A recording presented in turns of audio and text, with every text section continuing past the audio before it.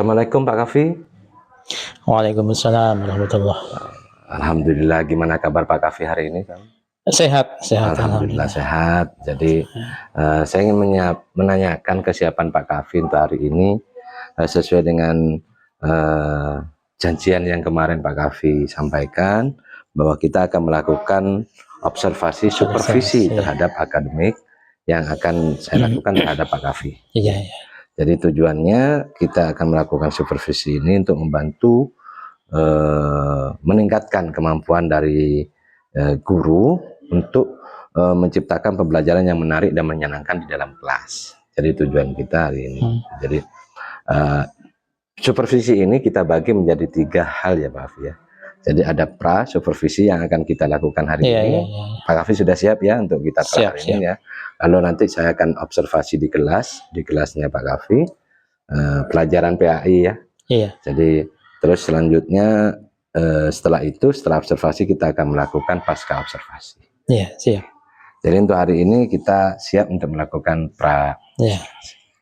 Oke, Pak Kafi. Jadi dalam tujuan ini saya ingin menanyakan kepada Bapak beberapa hal yang tentunya ini juga bagian dari proses pra supervisi ini. Yang pertama, saya ingin menanyakan kesiapan Bapak dalam supervisi ini, apa sudah siap semuanya Pak? Secara administrasi siap, berupa perangkat. Secara media sudah siap, berupa huruf-huruf hijaiyah dan potongan ayat suci Al-Quran yang akan nanti saya sampaikan ketika proses pembelajaran. Secara asesmen siap dengan daftar nilai dan metode penilaian. Siap. Jadi secara beberapa persiapan kita sudah siap untuk melakukan itu. Nah, tujuan Bapak dalam yang persiapan Bapak ini, kompetensi apa yang ingin Bapak kembangkan?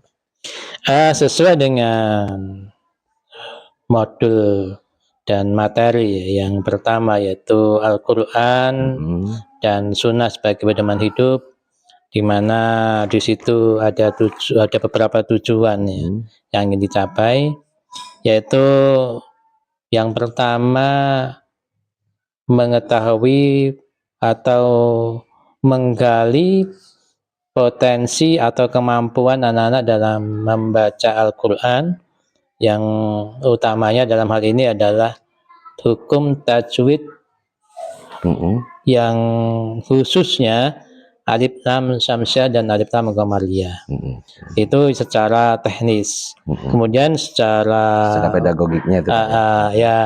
Kemudian siswa menyadari tentang pentingnya Al-Quran dan kedudukan Al-Quran dan hadis dalam kedudukan hukum dalam fungsi hukum Al-Quran dan hadis. Sehingga kalau sudah mengetahui pentingnya kedudukan Al-Quran dan hadis, mereka dapat belajar. Dalam hal ini penekanannya adalah, nanti akan saya bahas, adalah Quran surat An-Nisa ayat 59 dan Quran surat An-Nahl ayat 64. Jadi ada nilai-nilai emosional ini Pak ya, jadi yang pertama tadi Pak Kafi menyampaikan ingin menggali potensi anak terkait dengan membaca Al-Quran. Iya, betul. Berarti itu kan kalau saya ambil kesimpulan itu ke pedagogiknya. Iya. Nah, lalu pada kaitan hukumnya, bagaimana pentingnya Quran ini, kalau saya tarik itu kepada kompetensi sosial emosionalnya. Kesadaran siswa untuk belajar Al-Quran. Ya, jadi dari kedua itu yang pertama pedagogik dan KSE melalui hukum Al-Quran itu, Pak Kafi ingin mana yang lebih spesifik yang ingin dikembangkan?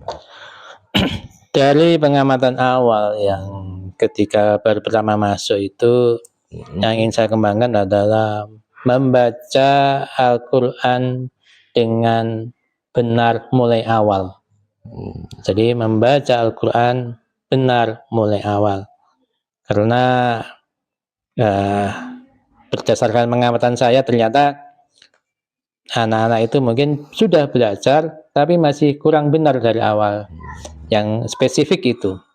Yang kedua, yang spesifik lagi adalah menanamkan itu tadi, kecintaan kepada Al-Quran, sehingga anak-anak itu yang sudah bisa tetap membaca Al-Quran, yang belum bisa tidak patah semangat untuk tetap belajar Al-Quran.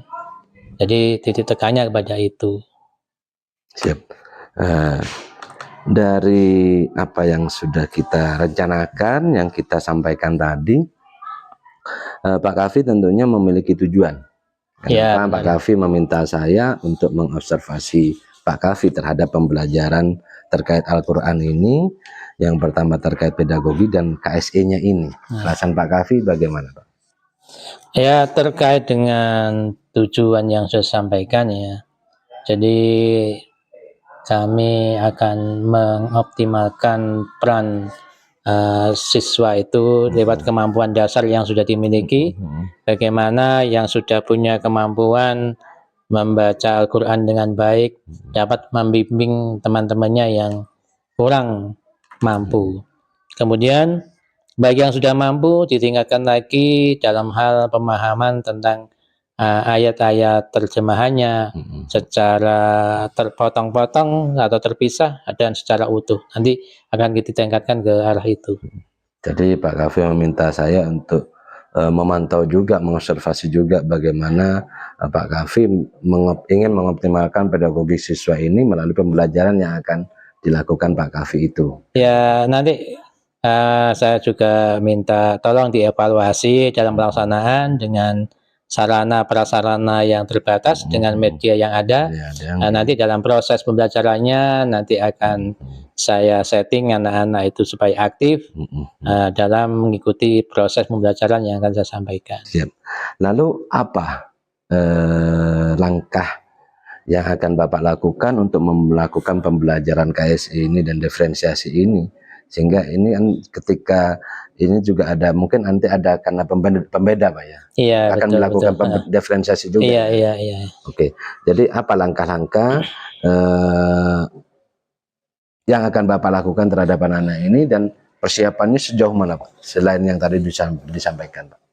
Jadi secara garis besar sudah saya nilai ya kemampuan anak-anak dalam Al-Quran, tapi secara sepintas saja nanti akan saya kelompokkan lagi berdasarkan kemampuan.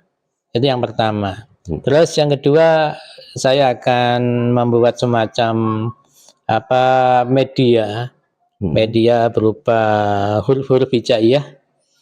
Nah, huruf-huruf hijaiyah itu nanti bagaimana anak-anak membedakan antara huruf syamsiah dan huruf qamariyah sekaligus pelafalannya. Karena mungkin anak-anak bisa membaca, tahu itu huruf apa, tapi mungkin pelafalannya mungkin yang perlu ditingkatkan.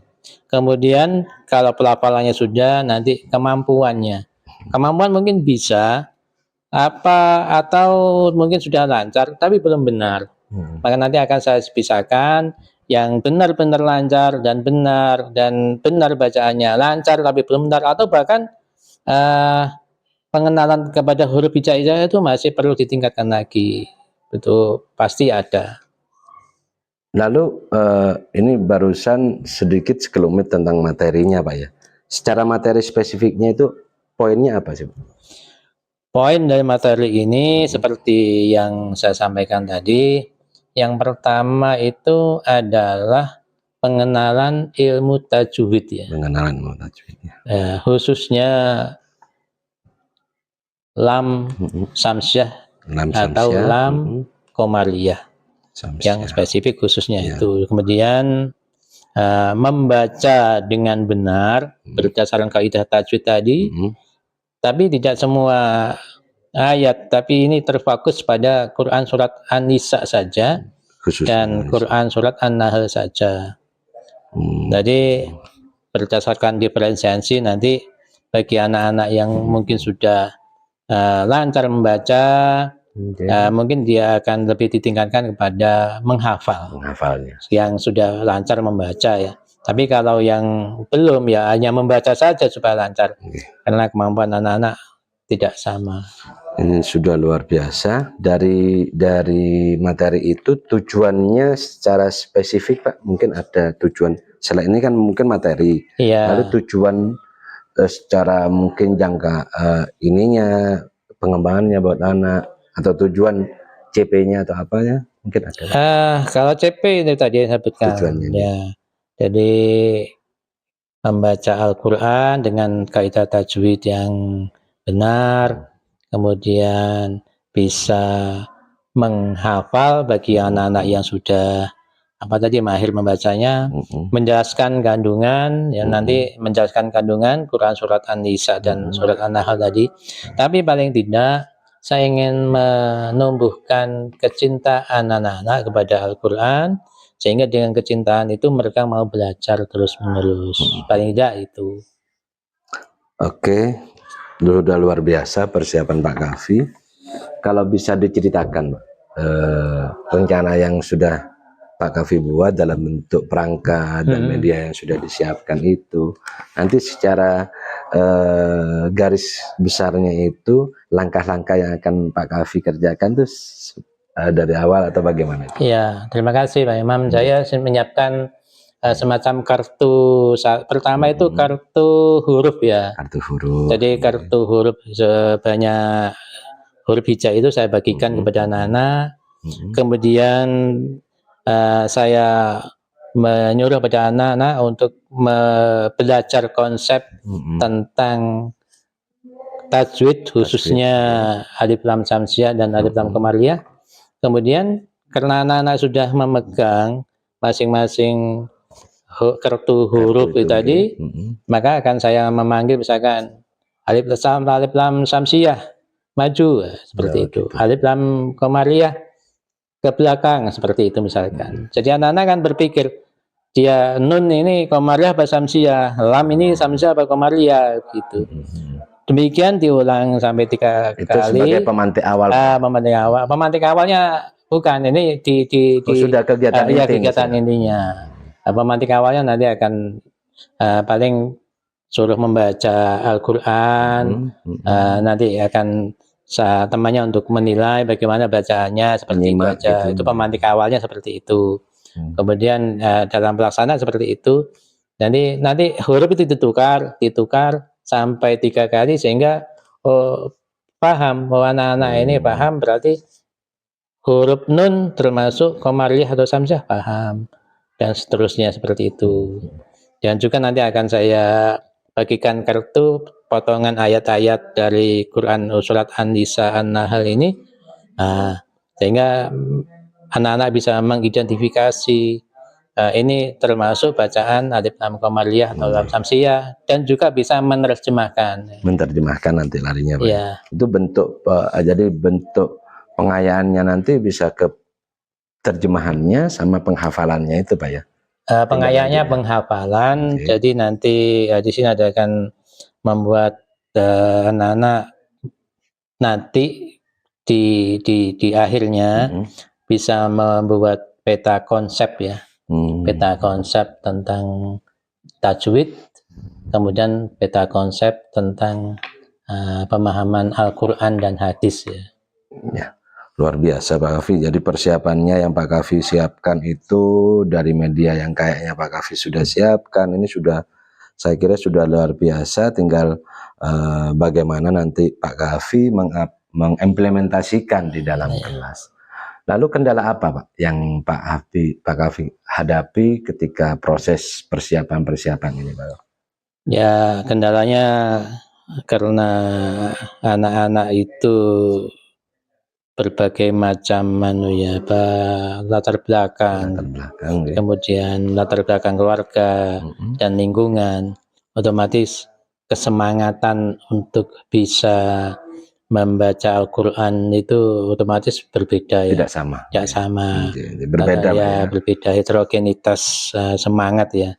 Kemudian kedua, ketika media yang saya siapkan itu barangkali anak-anak merasa kurang ada yang ingin mendengar saja, ada yang ingin bergerak, ada yang ingin melihat. Ya. Nah, itu kan Nah, nanti itu berarti ada pembagian di proses diferensiasinya. ya seperti Jadi itu. proses diferensiasi yang nanti Pak Kavi lakukan itu pada diferensiasi konten, Pak. Ya nanti Jadi kan menyesuaikan dengan bakat ya, siswa, itu yang larinya ke tulis, ya. apa larinya ke visual, apa larinya ke gerak gitu. Ya makanya saya berupaya mengakomodasi semuanya. Karena nanti kan tidak duduk anak-anak itu bergerak, nanti juga ada menulisnya di apa, di papan plano itu untuk ditampilkan ke Siap. teman-temannya. Luar biasa, Pak Hafi. Nah, dari kendala tersebut, langkah-langkah yang sudah dilakukan Pak Kavi untuk mengatasi kendalanya itu, Pak?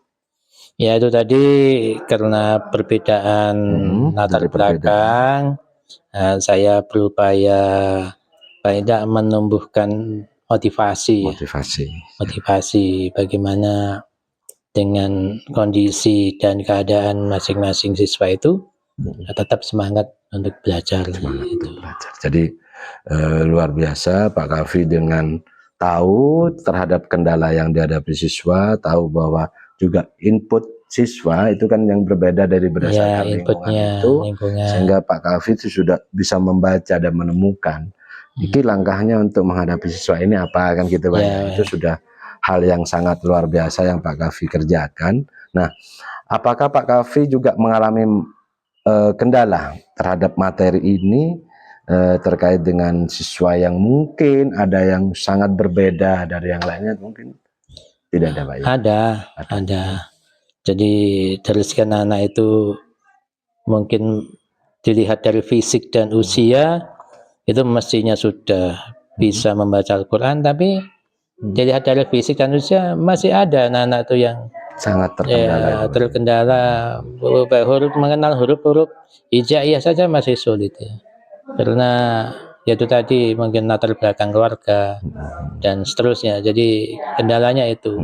Jadi perbedaan itu sangat jauh. Tapi tidak apa-apa, itu nanti akan saya beri bimbingan khusus kepada anak-anak yang membutuhkan. Jadi strateginya gimana itu Pak untuk yang anak ini, Pak? Kan saya beri bimbingan khusus saja di luar mungkin ya. Ada di luar bimbingan khusus. Bimbingan khusus pada anak-anak tertentu. Oke. Nah, dari apa yang Bapak akan kerjakan nanti, mulai dari perencanaan, media yang sudah disiapkan ini, terus dan segala macamnya itu, indikator apa yang nanti akan menjadi ketercapaian dari tujuan yang sudah Bapak rencanakan tadi? Jadi indikatornya itu seperti apa yang pada anak-anak itu? Yang pertama, anak-anak bisa membedakan huruf Qomariyah, Syamsiyah, bisa membedakan. Kemudian membaca dan menerapkan hukum Syamsiyah Qomariyah itu dalam bacaan Al-Quran, kemudian bisa mengartikan ayat-ayat secara terpisah dan bisa kemudian mengartikan secara global. Kemudian selanjutnya anak-anak dapat menjelaskan kandungan dari Quran surat An-Nisa dan An-Nahl tadi berdasarkan literasi yang ada. Baik Pak Hafi, sudah luar biasa ini persiapannya, perencanaannya, termasuk medianya, bahkan sampai pada tahapan ada pengkhususan sehingga bukan bentuk diskriminasi, tapi itu bagian dari bentuk kita mendiferensiasi terhadap siswa, termasuk juga ada rencana-rencana terkait dengan asesmen bahkan ke pengayaannya. Nah, dari ini yang terakhir Pak Kavi, harapan apa yang Pak Kavi harapkan dari pengembangan kompetensi yang sudah Pak Kavi lakukan ini, sehingga itu apa yang ingin Bapak terapkan dari harapannya Bapak itu untuk kegiatan harapan saya ya memang sebagai seorang guru di satu sisi dan sebagai orang tua sisi yang lain, ya paling tidak anak-anak itu mencintai Al-Quran, ya tadi yang saya sebutkan, kemudian tetap belajar Al-Quran, kemudian selanjutnya dengan mencintai Al-Quran yang sudah bisa tetap diterapkan membaca Al-Quran setiap hari. Yang belum bisa, tetap belajar Al-Quran setiap hari. Nah, itu. Baik Pak Kafi, terima kasih. Pak Kafi sudah luar biasa menyiapkan, bahkan ini sudah pada tahapan nilai KSE-nya juga sudah masuk dari perencanaan ini. Semoga apa yang Pak Kafi harapkan dari tujuan pembelajaran ini bisa tercapai, dan tujuan dari kita melakukan praobservasi ini sampai nanti melakukan observasi sehingga nanti kita juga akan melakukan pasca observasi, tujuannya itu bisa tercapai.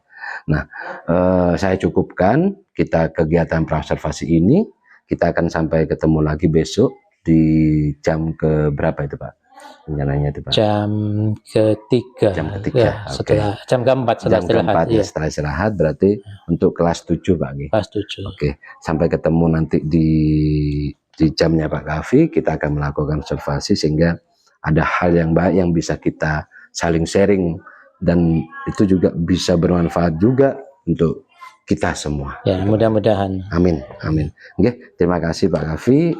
Kita cukupkan, sekian dari saya. Sampai ketemu besok. Assalamualaikum warahmatullahi wabarakatuh. Waalaikumsalam warahmatullahi wabarakatuh.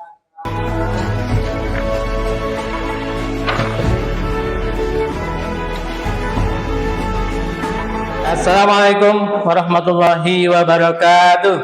Waalaikumsalam warahmatullahi wabarakatuh. Apa kabarnya hari ini? Alhamdulillah sehat luar biasa. Alhamdulillah.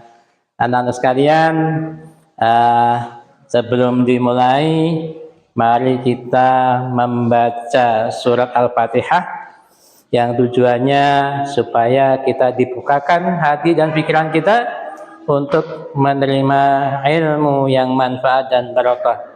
Ala hadini ya sholih al-Fatihah. A'udzu billahi minasyaitonir rajim. Bismillahirrahmanirrahim. Alhamdulillahi rabbil alamin arrahmanir rahim maliki yaumiddin. Iyyaka na'budu wa iyyaka nasta'in. Ihdinas siratal mustaqim. Siratal ladzina an'amta 'alaihim ghairil maghdubi 'alaihim waladdallin.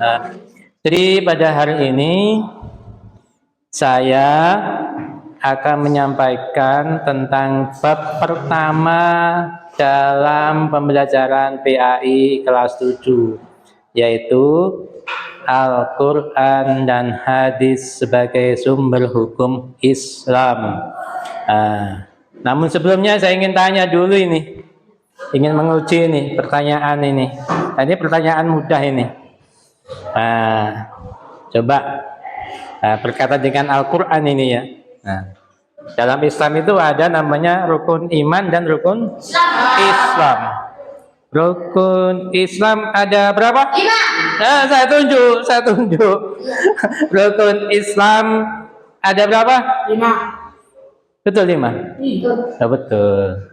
Rukun iman ada berapa? 6. Ada 6. Rukun iman ada? 6. Ada 6. Nah, coba sekarang rukun Islam yang pertama syahadat. Yang kedua, rukun Islam yang kedua apa? Rukun Islam yang kedua apa? Zakat. Rukun Islam yang kedua Sholat. Sekarang karena kita menyangkut pembelajaran tentang Al-Quran dan hadis, dan ini bagian dari rukun iman, saya ingin tahu sekarang semuanya saja nanti. Ini pembukaan ini. Tadi rukun iman ada berapa? 6. Ada 6. Tanpa melihat, hanya mengingat-ingat yang diingat. Nah, berkaitan dengan rukun iman, ya, tidak usah teriak, tidak usah bicara, nanti cukup ditulis di stick ini.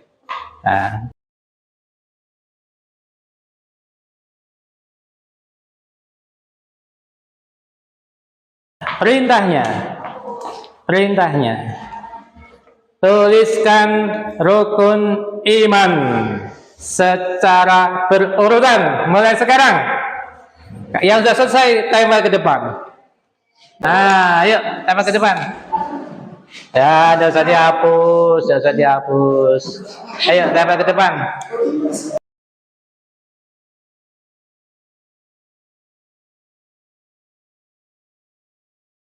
Ini siapa ini? Hah? Ah, ya menunjukkan ketidaksiapan. Tidak siap. Iman pada ini yang betul punyaan siapa nih? Pian. Kemudian yang lengkap punyanya Nuril. Harika. Pian sama Nuril tepuk tangan. Mana Pian? Oh, bagus, sama Nuril. Yang lain ini. Ya, sudah. Ini pembukaan bahwa dalam menerima pelajaran harus siap. Bukunya disiapkan, alat tulisnya disiapkan. Nah, sekarang seperti tempo hari kita akan belajar tentang Al-Qur'an ya. Al-Qur'an. Coba saya tanya ini. Kalau ingin membaca Al-Qur'an itu harus benar, harus lancar. Syaratnya belajar apa itu namanya? Ilmu apa? Ilmu tajwid. Nah, sekarang dalam Al-Qur'an itu ada huruf-huruf apa namanya? Huruf hijaiyah. Jadi tujuan kita belajar kali ini yang pertama mengenal huruf hijaiyah. Yang pertama. Kedua, membedakan huruf hijaiyah yang diantaranya alif lam qamariyah dan alif lam syamsiyah. Ya.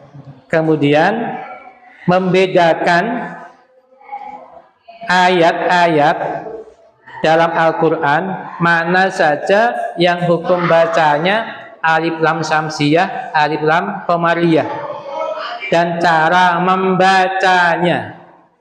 Paham? Dipelajari dulu, saya beri waktu 5 menit. Mana huruf yang termasuk alif lam syamsiyah atau alif lam qamariyah? Saya beri waktu 5 menit belajar dulu. Syamsiyah, alif lam qamariyah. Untuk memudahkan menghafal yaitu alif lam qamariyah dulu. Apa tadi? Abqi hajjaka wa khaf aqimah. Coba bersama-sama. Abqi hajjaka wa khaf aqimah. Nah, itu alif lam qamariyah. Ya sudah. Ingat-ingat. Abqi hajjaka wa khaf aqimah. Sudah. Coba sekarang. Sudah siap katanya ini. Sekarang maju semuanya mengambil huruf di sini. Memanggil huruf satu persatu.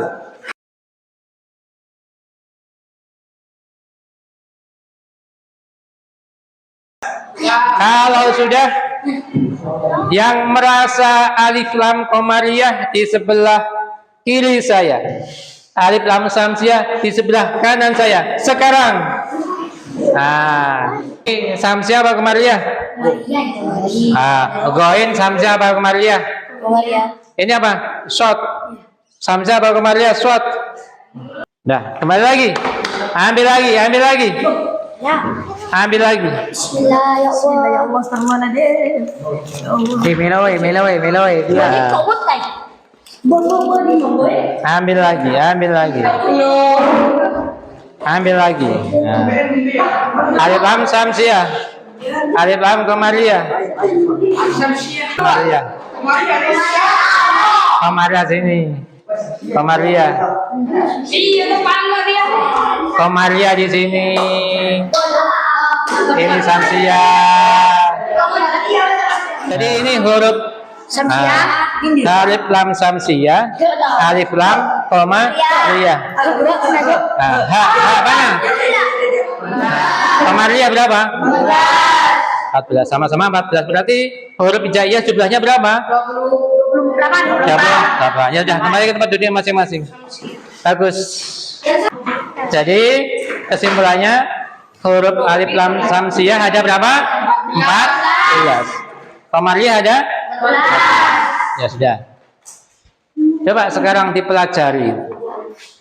Dipelajari apa sih samsiah itu? Alif.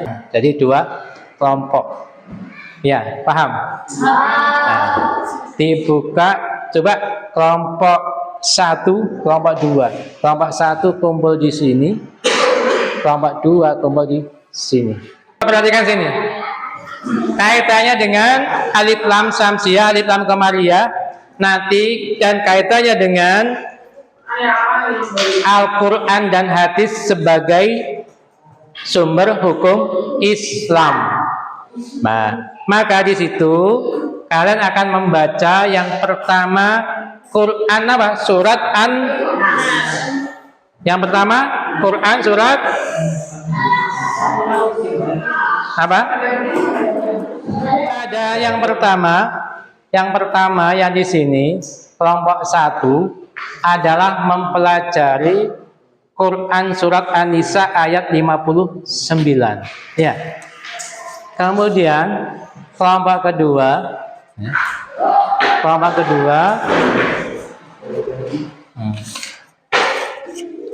mempelajari Quran surat An-Nahl ayat 64. Dipelajari itu.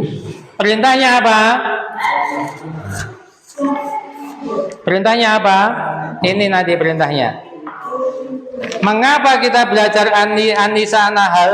Ini adalah dasar Al-Quran, bahwa di Al-Quran itu sebagai sumber hukum Islam. Nah, perintahnya di sini. Nanti masing-masing kelompok membuat kolom. Nah, ini semacam ini. Ini An-Nisa, yang ini An-Nahl. Buat kolom semacam ini. Ini kertasnya.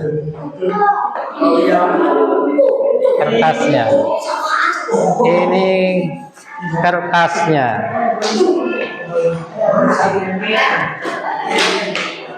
Perhatikan. Nah, ini membuat kolom seperti itu, nanti ditempelkan. Disamakan. Nah, seperti buku paket ada di berikutnya.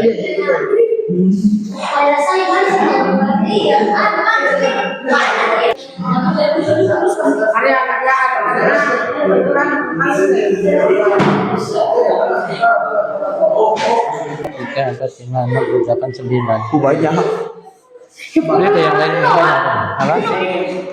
Anak semuanya perhatikan di sini. Ini kelompok 2 akan menyampaikan presentasinya hasil diskusi tentang mengidentifikasi bacaan Quran surat An-Nahl ayat 64 tentang hukum bacaan alif lam samsiah dan alif lam qamariyah. Ya, silakan kelompok 2. Assalamualaikum warahmatullahi wabarakatuh. Saya Zamil Gisti, perwakilan dari kelompok 2. Saya akan menjelaskan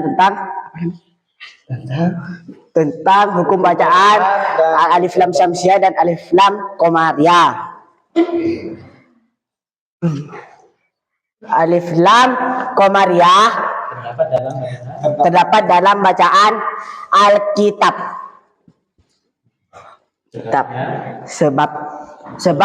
Sebab karena alif lam bertemu dengan huruf kaf. Cara membacanya jelas. Dan alif lam samsiah dibaca illa litubayina. Sebab karena alif lam bertemu dengan lam. Cara membaca samar. Alladzi khatalafu fi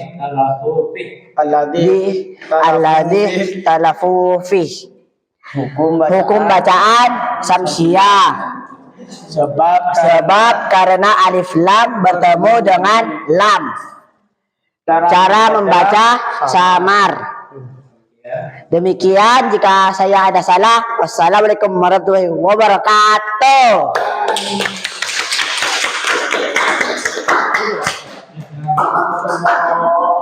Kelompoknya yaitu kelompok 2 mempresentasikan Kelompok satu. untuk kelompok 1 ya. Ya. 1 mempresentasikan yaitu huruf alif lam samsiah dan alif lam komariyah yang terdapat pada Quran surat An-Nisa ayat 59. Kepada perwakilan kelompok 1 disilakan. Assalamualaikum warahmatullahi wabarakatuh. Perkenalkan, nama saya Lutfi Hakim. Saya perwakilan dari kelompok 1 yang akan mempresentasikan hukum bacaan Syamsiah dan Qamariyah di dalam surah An-Nisa. Pertama, ya ayyuhalladzina. Hukum bacaan Syamsiah, sebab karena alif lam bertemu dengan lam. Cara membaca samar. Nomor 3, atiullah. Hukum bacaan Syamsiah sebab karena alif lam bertemu dengan lam. Cara membaca samar. Nomor 5, Rasulah. Hukum Ar-Rasulah. Hukum bacaan Syamsiah sebab karena alif lam bertemu dengan ro. Cara membaca samar. Nomor 6, wa ulil amri. Cara hukum bacaan Qamariyah sebab karena alif lam bertemu dengan alif. Cara membaca jelas. Demikian presentasi kami. Jika ada salah dalam percakapan kami, mohon maaf. Assalamualaikum warahmatullahi wabarakatuh.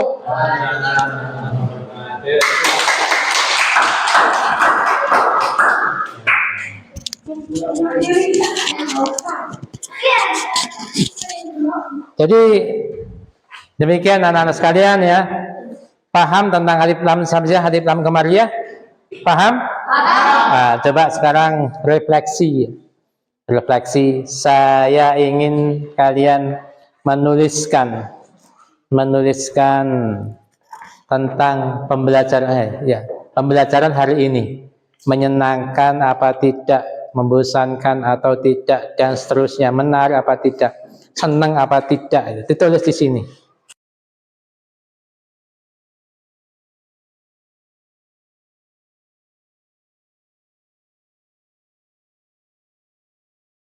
Saya bacakan. 1, senang karena bisa mendapatkan ilmu. Saya senang karena bisa menjelaskan ajam. Saya senang sekali, pelajarannya sangat bagus. Saya senang karena pelajaran sangat menyenangkan. Senang karena bisa tahu tentang hukum bacaan Syamsiah dan alif lam qamariyah. Berarti semuanya luar biasa, tepuk tangan. Jadi kesimpulannya, bacaan alif lam qamariyah, alif lam Syamsiah itu terdapat pada huruf yang irisan tadi. Jadi abdi hajjaka wa khuf hakimah. Kalau qamariyah dibaca terang, Syamsiah dibaca samar. Saya kira itu. Ada pertanyaan? Berikutnya, tugas berikutnya, ini nanti diambil tiap kelompok, ditaruh saja di ruang saya biar tidak ketinggalan. Berikutnya adalah menerjemahkan tiap arti suku kata ini. Untuk pertemuan berikutnya, ya, ditaruh apa artinya per suku kata. Paham? Paham. Ya udah, kalau begitu kita tutup pelajaran hari ini dengan membaca doa kafaratul majlis ini. Ayo dibaca doa. Setelah ini sholat duhur ya. Duhur. Bismillahirrahmanirrahim. Allahumma arinal haqqa haqqa warzuqna ittiba'ah wa arinal batila batila warzuqna ijtinabah. Ihdinas siratal mustaqim. Subhanakallahumma wa bihamdika asyhadu an la ilaha illa anta astaghfiruka wa atubu ilaik. Subhanaka tuzi qulubana ba'da idh hadaitana wa hab lana min ladunka rahmatan innaka antal wahhab. Rabbana atina fid dunya hasanah wa fil akhirati hasanah wa qina adzabannar. Subhana rabbika rabbil izzati amma yasifun wa salamun alal mursalin walhamdulillahi rabbil alamin. Wassalamualaikum warahmatullahi wabarakatuh. Waalaikumsalam.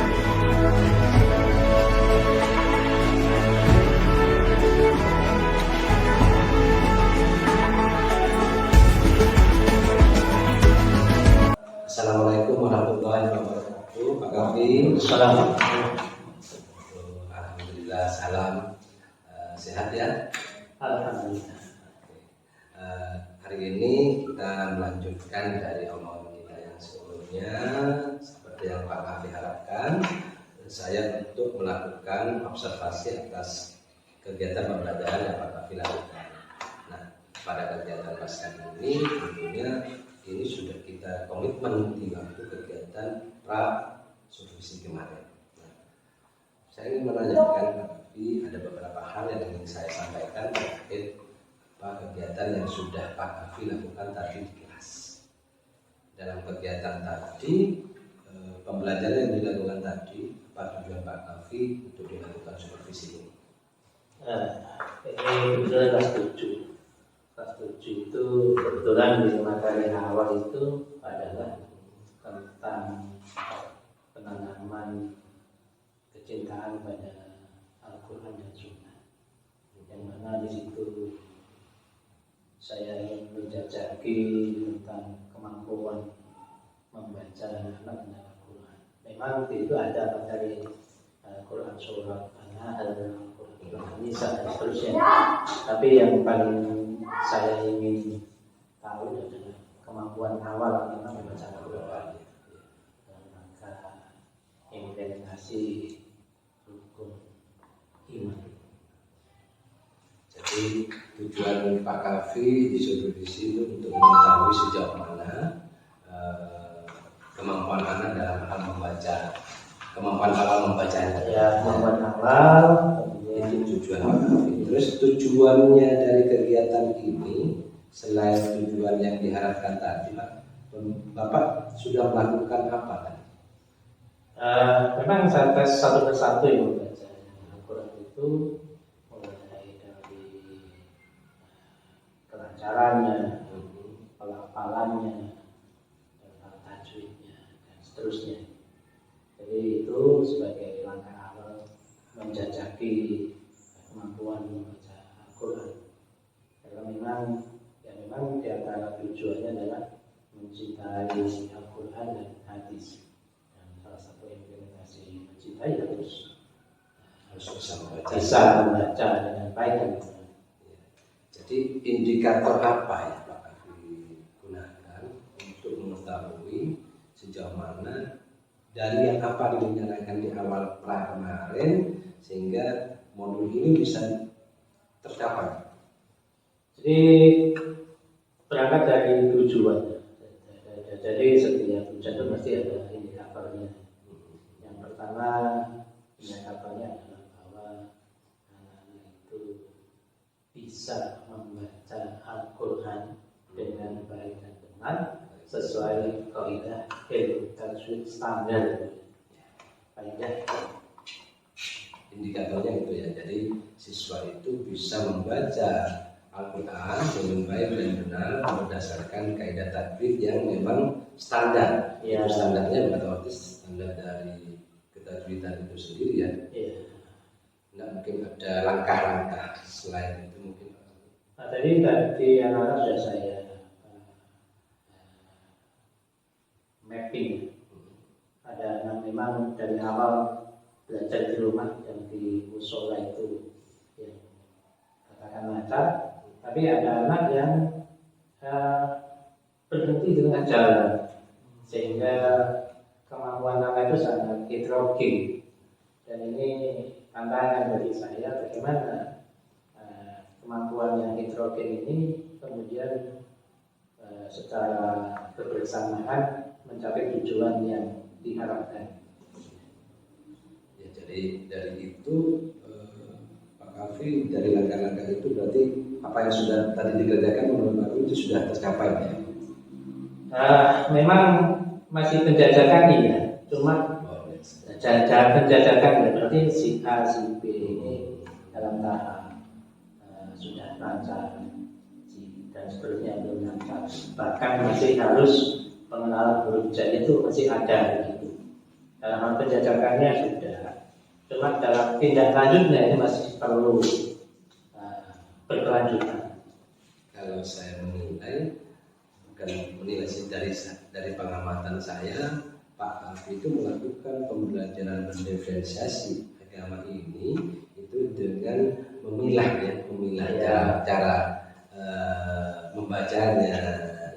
Terus sama-sama bisa membaca, mungkin tadi ada yang sama-sama lancar, tapi kok Pak Kafi membedakan, itu berarti kemungkinan dari tajwidnya yang tidak sama, Pak. Ya, itu ada beberapa faktor ya. Di antaranya memang cara belajarnya anak-anak itu dari awal tidak ketelitian ustadz-ustadznya di mana dia tempat mengaji itu ada kurang teliti, sehingga keberlanjutan sampai SMP. Makanya di sini sebagai wujud nyata tujuan pembelajaran ini saya berupaya semaksimal mungkin. Luar biasa Pak Kafi. Jadi apa yang sudah dilakukan Pak Kafi tadi di proses pembelajaran saya lihat cukup baik dan sangat berjalan, sehingga anak-anak pun merasa tertantang, sehingga mereka tuh berusaha untuk melakukan yang terbaik. Nah, dari yang Pak Kafi siapkan, tentunya dari kemarin kita berbicara tentang observasi hari ini, tentunya Pak Kafi menyiapkan modul. Nah, modul dan media tentunya. Iya. Nah, dari itu apakah sudah disiapkan atau apa media yang disiapkan Pak Kafi dan tentunya itu apakah sudah direalisasikan, disesuaikan dengan Indonesia? Sebenarnya modul sudah tersedia secara di sini ya, potongan ayat-ayat Quran. Tapi tadi saya menggunakan Iqra itu, Iqra ya, jilid 1 sampai jilid 6 itu, sehingga masing-masing anak itu terpantau sejauh mana kemampuannya, apakah mereka itu sudah benar-benar lancar. Kalau benar-benar lancar itu berarti Iqra 6. Kalau perlu perbaikan dan seterusnya berarti masih Iqra 4 atau Iqra 5 itu ya. Dan perlu belajar lagi ya Iqra 1 sampai Iqra 3. Jadi sudah terpantau lewat media bacaan Iqra itu.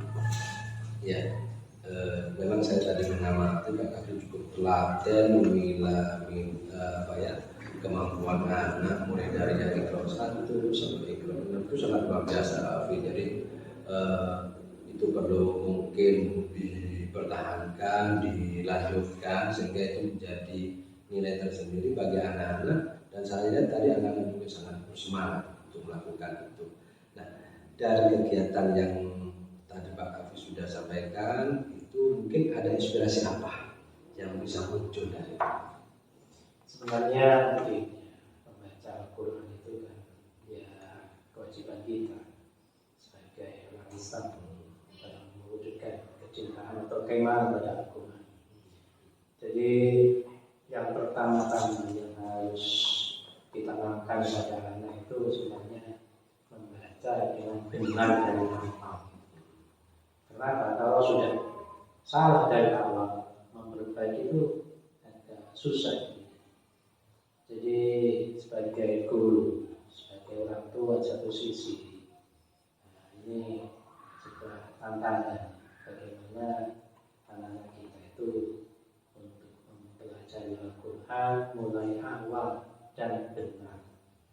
Itu inspirasi yang mungkin bisa diambil dari kegiatan ini. Saya sebagai guru dan sebagai orang tua. Ya, cukup menginspirasi Pak. dan saya pun merasa muncul motivasi ini, sehingga anak-anak itu juga harapan saya dari pembelajaran yang Pak Kafi lakukan itu tentunya tadi juga banyak menanamkan motivasi-motivasi itu kepada anak, dan itu cukup menginspirasi saya yakin baik kepada saya sebagai observer apalagi kepada anak-anak. Dan ini menurut saya pribadi dari hasil pengamatan tadi yang saya lakukan kepada Pak Kafi sangat menginspirasi sekali dan sangat bermanfaat sekali, sehingga semoga nanti setelah apa yang luar biasa Pak Kafi lakukan ini bisa berdampak positif tentunya buat anak-anak, buat Pak Kafi, sehingga pembelajaran yang Pak Kafi lakukan dengan sistem diferensiasi ilmu anak itu tadi dikaitkan dengan motivasi secara keimanan sesuaikan dengan materi yang Pak Kafi sampaikan itu, saya kira sangat berarti dan ini sangat luar biasa bagi saya. Mungkin ada satu atau dua hal apa yang akan nanti Pak Kafi kembangkan setelah pasca pembelajaran. Jadi berdasarkan pengamatan tadi ya. Jadi nanti anak-anak itu yang masih perlu bimbingan akan saya terus bimbing mereka. Kalau di dalam pelajaran jangan lupa mungkin tidak mencukupi. Nah, tadi sudah saya sampaikan dengan anak saya menyediakan waktu. Menyediakan waktu di luar jam pelajaran itu, misalkan hari Jumat, nah, itu sebelum Jumatan dan besok Jumatan dari Sabtu itu kan jam ke-6 sudah jam pulang, sehingga kami tetap menyediakan waktu bagi anak-anak itu. Di samping juga ini peran serta orang tua sebenarnya. Bagaimanapun kalau saya tetap berupaya di sini, orang tua atau orang yang tidak ada, ya sama saja. Berikutnya adalah peran serta masyarakat. Masyarakat yaitu tentang keberadaan guru-guru ngaji sekitar. Nah, guru-guru ngaji sekitar harus metode pembelajarannya harus disesuaikan, kemudian ketelatenannya harus ditingkatkan. Jadi ya ada sekolah, ada orang tua dan ada masyarakat, semuanya harus terlibat. Tidak bisa sekolah saja saya di sini atau guru ngaji saja atau orang tua saja. Jadi tiga-tiganya harus terlibat aktif. Jadi saya ambil sedikit kesimpulan dari itu ada kolaborasi dari kolaborasi tidak hanya dari guru saja, tapi ada guru ngaji, orang tua dan kita sih. Ya mungkin itu juga nanti 1 bulan atau 2 bulan lagi saya menunggu kita bertemu kembali untuk merefleksikan sejauh mana pengembangan dari proses pembelajarannya Pak Kafi, ya kan. Jadi nanti kita coba bersharing lagi, kita refleksikan lagi sehingga kita bisa melakukan yang terbaik tentunya kepada murid dan siswa. Terima kasih Pak Kafi. Semoga supervisi hari ini itu bisa menginspirasi juga buat kita semua. Terima kasih. Assalamualaikum warahmatullahi wabarakatuh. Waalaikumsalam warahmatullahi Sudah penyampaian dari Pak PP. Terima kasih. Assalamualaikum warahmatullahi wabarakatuh. Pak Kafi selaku guru yang diobservasi oleh Pak Imam yang saya hormati, Pak Imam selaku JDP yang saya banggakan. Setelah saya mengikuti kegiatan praobservasi yang dilakukan di sini sudah mulai tampak keterampilan kucing yang dimiliki oleh Pak Imam selaku supervisor atau observer di sini. Kemudian Pak Davi sudah mulai memahami penyedaran diri dan menemukan tindak lanjut apa yang ditemukan di kelas dan apa yang harus dilakukan dengan adanya coaching klinik pasca observasi yang dilakukan oleh Pak Imam selaku JDP. Di antaranya adalah bukan hanya sekolah yang harus hadir dalam rangka untuk mengumpulkan murid, tetapi harus ada orang tua, kemudian masyarakat dalam rangka ada kegiatan pembelajaran yang utuh. Karena Pak Davi tadi agama mengajarkan tentang tajwid.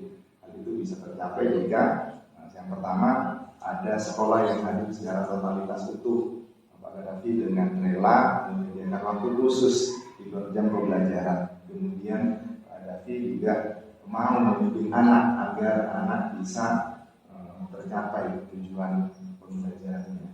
Kemudian orang tua juga harus terlibat dalam mendukung bagaimana anak untuk bisa memahami apa yang dibutuhkan dan masyarakat, khususnya di sini lingkungan. Jadi dengan adanya berbagai elemen yang turut serta terlibat dalam kegiatan tersebut, sehingga anak ini bisa bahagia dan bisa diterima sebagai masyarakat. Seperti itu. Itu mungkin dari saya.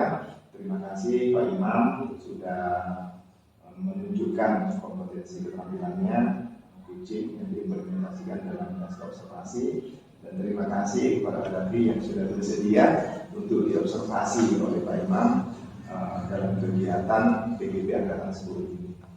Assalamualaikum warahmatullahi wabarakatuh. Waalaikumsalam. Terima kasih Pak Kevin. Semoga kegiatan hari ini bisa bermanfaat bukan hanya kepada saya selalu di TGP, tapi juga buat rekan-rekan semua yang di sini, termasuk mungkin nanti kepada penonton. Sekian dari kami. Assalamualaikum warahmatullahi wabarakatuh.